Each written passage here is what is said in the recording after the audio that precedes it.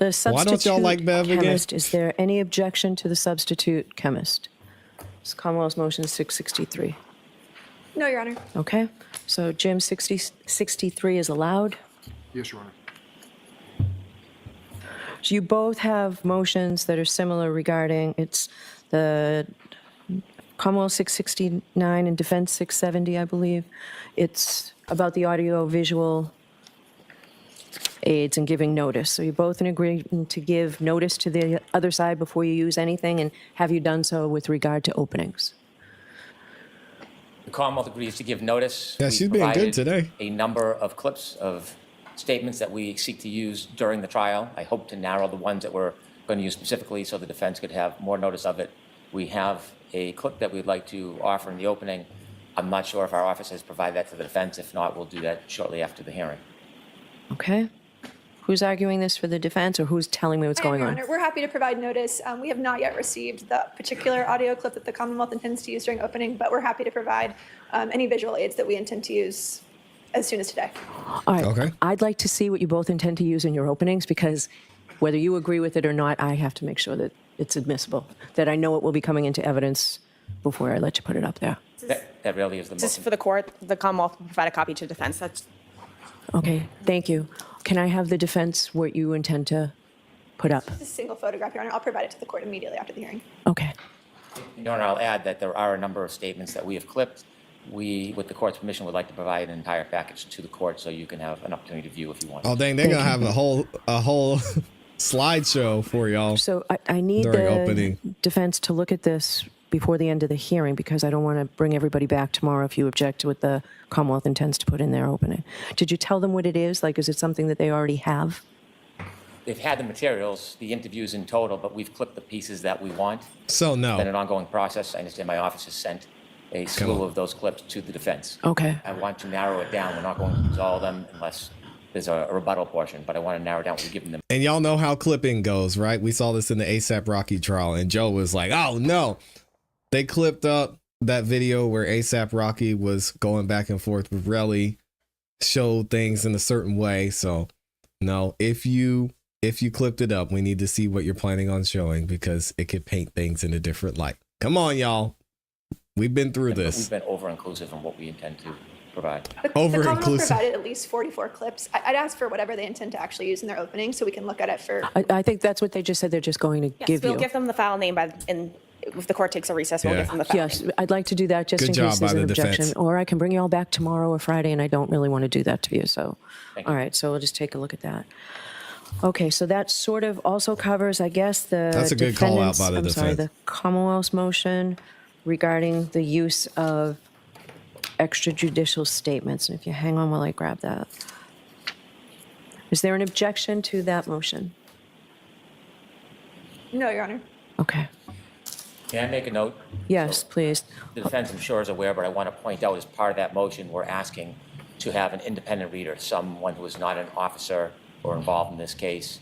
I don't expect there'll be any emphasis or drama in the presentation Okay. of text messages, but I think an independent reader is fairer, more objective, and we'd like to have that independent reader take the stand at times throughout the case when we want to introduce certain text messages that don't involve a participant.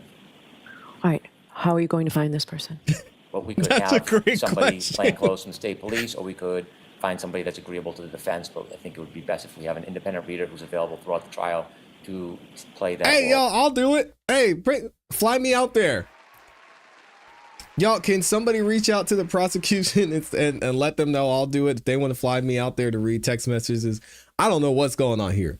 I believe innocent until proven guilty, but I'm not biased when it comes to the Karen Reed trial. I'm looking at this as it's being presented in this retrial. So, hey, y'all fly me out there. I'll read the text messages. I might add a little bit of, sauce on them, but other than that, I'll do it. Okay. May I have a moment, Your Honor? Yes. They're arguing over nothing. It's not that complicated, man.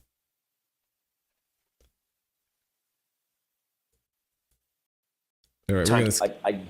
My colleagues.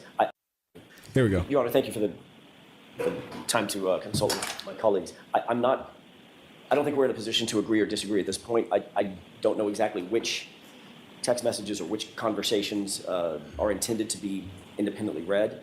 At the last trial, they simply came in through the person that found the text messages. Mr. Lally asked, I think, Mr. Garino, I can't remember his first name. Derek said, you're going to walk into the courtroom and they're going to say, recite the wasn't you messages from both streaming sides. this morning about that was done trial? Pretty effectively and Don't worry about it. expeditiously. But unless I know more about exactly what the theater of having It's my twin brother, Derek. to be like, I can't really weigh in. Go ahead. May I? Yes. Wherever there's a witness involved in the conversation, if those text messages are admissible, it would come in through the witness.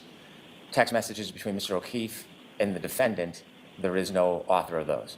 And so we will introduce those text messages, the admissible ones, at different parts in the trial when they become relevant. So it's not sufficient to simply have a state police officer who is not a witness to those text messages to come in and read them continuously through the trial. Just let Mr. me do it, Guarino y'all. is I got an y'all. independent witness in this case. To bring him back regularly as a police officer, I think is creates the wrong impression. I think objectively we can have somebody come in who simply reads those text messages when they're appropriate to introduce. You know what this tells me about those text messages? Those things are spicy. I can't wait to see once we get to the text messages, because if there's this much, if they have a whole motion about getting these text messages read by the right person, there was some word being said in these things, but hey, they're Bostonians. Not surprised. I would disagree gently with Mr. Brennan. That's exactly what the proper protocol is. If Mr. Garino is the one who found, he's a state trooper, he found the text messages. He was the one who downloaded the data. He was asked about those text messages previously. I think having him come back, and I said no I'll matter read how it. many times he comes back, he's paid by the state. He can come back 5 times or 1 time.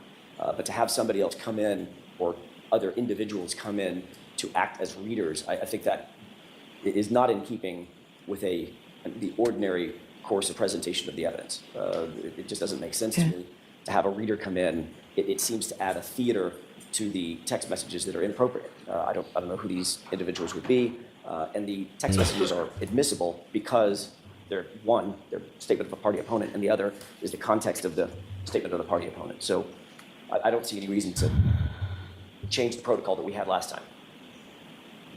All right. If I were to allow an independent reader, do you have a male and a female? Or would it be a male reading a female's responses? I haven't Let me read identified it, Judge anybody that Bell. I can get a male and a female. All right. And that's exactly what we don't want. I think that's inappropriate. It's not going to be Mr. O'Keefe, and it's not going to be Ms. Reed. The text messages speak for themselves. The jurors should be able to analyze the words that are on the page, the text messages as they were written and drafted, not the inflections and the repartee between 2 independent people with motives that may or may not be consistent with the text messages.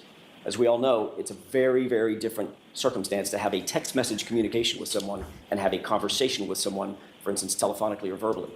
People talk about it all the time. Things get lost in text messages. They Having sure them do. read by a state trooper who found them. So it can be perhaps, not a state trooper. That's all.